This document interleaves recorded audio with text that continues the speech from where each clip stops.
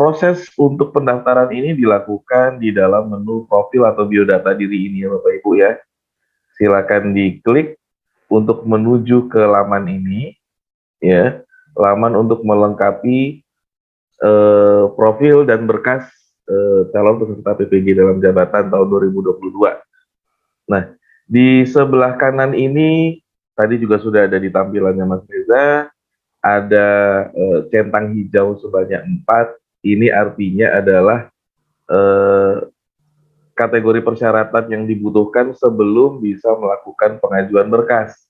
Ya, pastikan semuanya sudah centang hijau agar tombolnya aktif, karena salah satu saja masih berwarna abu-abu ya, yang artinya statusnya belum dilengkapi, maka tombol ajukan berkasnya ini tidak aktif Bapak dan Ibu ya.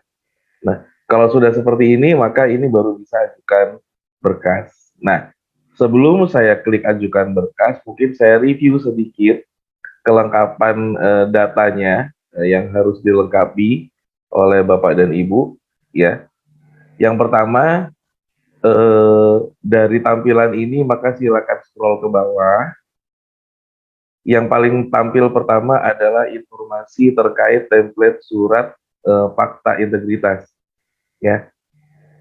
Bisa diunduh di tombol ini ya, silakan untuk langsung unduh, untuk mengunduh file fakta integritas dengan format doc ya atau docx ya, yang nantinya akan harus diunggah di berkas pendukung.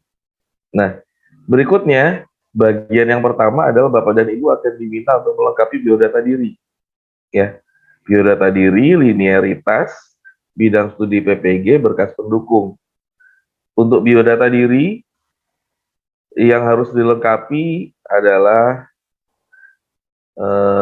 apa, kalau nama ini sudah given, ini read only ya Bapak Ibu. Untuk jabatan fungsional ini diisi jabatan, gelar depan jika ada, gelar belakang jika ada silakan dituliskan ya. Kalau tidak ada dihilangkan saja. Kemudian kode pos dan mata pelajaran yang diampu ini silakan diisikan juga dengan ada tanda ini, artinya mandatori atau wajib diisi ya, tanda bintang merah. Kemudian informasi rekening juga diisi. Kontak nomor HP atau WA ini juga silakan diisi dengan nomor yang aktif yang memang digunakan oleh Bapak dan Ibu untuk WhatsApp. Juga alamat surat elektroniknya juga diisi dengan alamat surat elektronik Bapak dan Ibu. Mohon jangan diisikan alamat surat atau format ID SIM PKB lagi, walaupun formatnya seperti format surel, namun silakan diisikan dengan alamat surat elektronik Bapak dan Ibu. Jika sudah, silakan klik simpan ya. Jika diklik simpan, jika lengkap maka akan ada notifikasi yang muncul, kemudian tombolnya dari abu-abu berubah menjadi hijau. Nah, itu untuk biodata ya Bapak Ibu. Berikutnya adalah linearitas. Nah, ini yang penting Bapak dan Ibu untuk dilengkapi, dan di SIM PKB cara melengkapinya adalah sebagai berikut ya. Silakan diisikan Bapak dan Ibu itu lulusan dari perguruan tinggi mana dan program studi apa. Di sini jenjang pendidikan S1 atau D4 ya, sesuai dengan persyaratan PPG dalam jabatan, tahun lulusnya, kemudian untuk jenjang bidang studi, dan bidang studi inilah yang nanti akan menentukan bidang studi PPG apa yang bisa dipilih oleh Bapak dan Ibu. Jadi sebetulnya idealnya adalah seluruh program studi S1 Bapak dan Ibu itu bisa langsung membatasi pilihan bidang studi PPG-nya. Hanya saja nomenklatur untuk program studi S1 Bapak dan Ibu kan cukup beragam, banyak sekali ragamnya, dan kami belum bisa memetakan keseluruhannya ya, karena bisa jadi nama program studinya berbeda untuk satu program studi yang sebetulnya sama ya. Nah, ini artinya tidak bisa otomatis dari pemilihan program studi ini ya. Silakan dipilih bidang studinya yang mendekati terkait atau sama dengan program studinya, kemudian disimpan ya. Nah, ini yang nanti akan membatasi pilihan bidang studi PPG yang muncul Bapak dan Ibu. Ya, jadi jenjangnya tadi dan bidang studi ini akan membatasi pilihan bidang studi yang muncul. Jadi tidak seluruh bidang studi tampil, namun sudah dibatasi oleh bidang studi yang tadi ya. Namun jangan juga melakukan pengisian yang tidak semestinya. Misalnya lulusan dari teknik informatika, kemudian bidang studinya yang dipilih PGSD tentunya.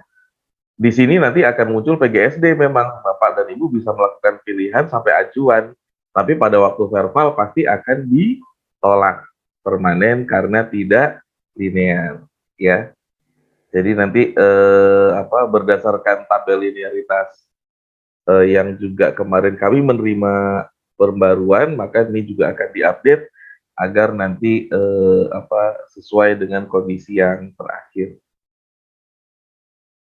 Jika sudah dipilih, maka disimpan, kembali lagi akan ada notifikasinya dan centang hijau.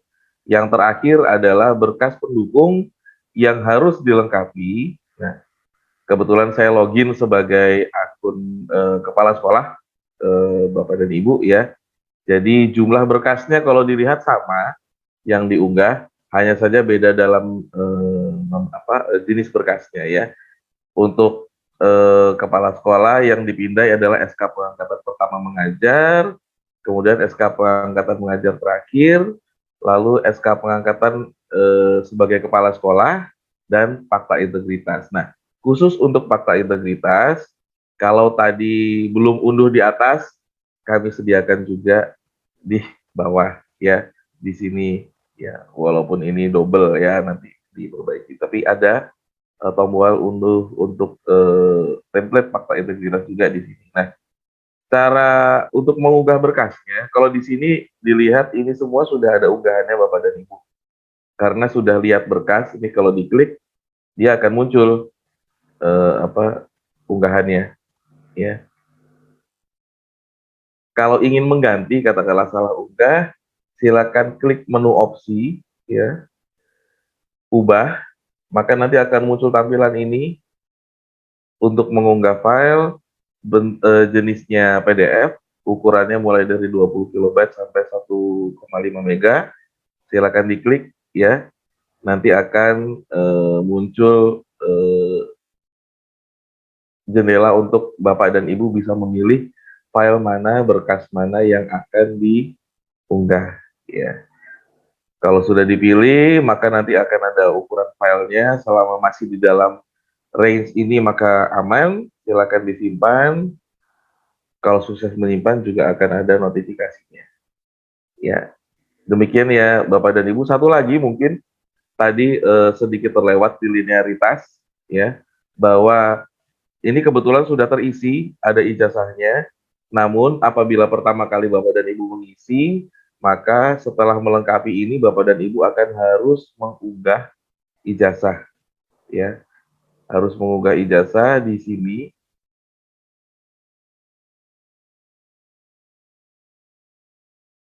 Sama seperti tadi ya.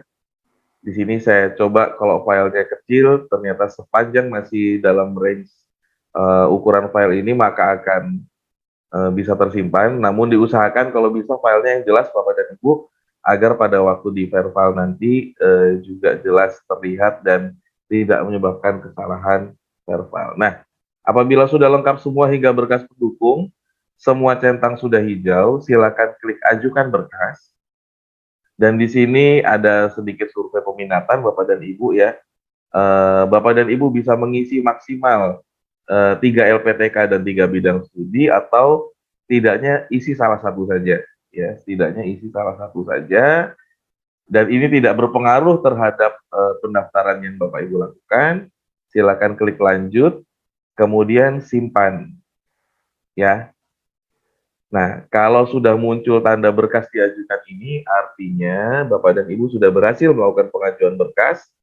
tinggal menunggu proses verval. Jadi silakan dipantau setiap hari apakah verval sudah dilakukan, apakah vervalnya disetujui atau mungkin ditolak perbaikan, jangan sampai terlewat jadwalnya karena jadwal untuk yang tadi sudah disampaikan tanggal 15 hingga 19 itu adalah untuk ajuan baru. Ajuan baru adalah ajuan yang seperti ini ya.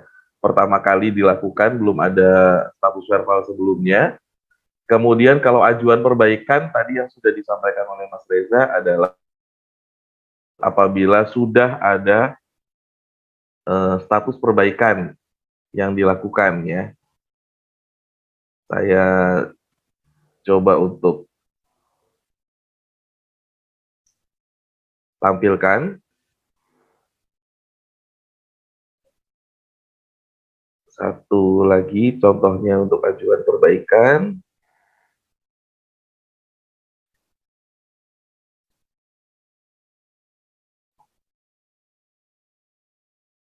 Oh, ini sudah diajukan juga ya. Tadi ini statusnya ajuan perbaikan. Namun tidak apa-apa, Bapak Ibu.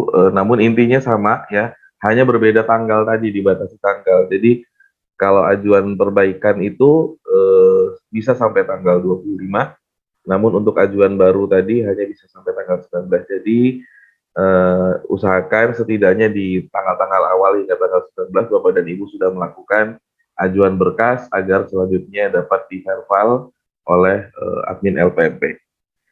Demikian mungkin dari saya sudah cukup dulu untuk demonya. Saya kembalikan kepada Ibu Imas sebagai moderator. Silakan Ibu.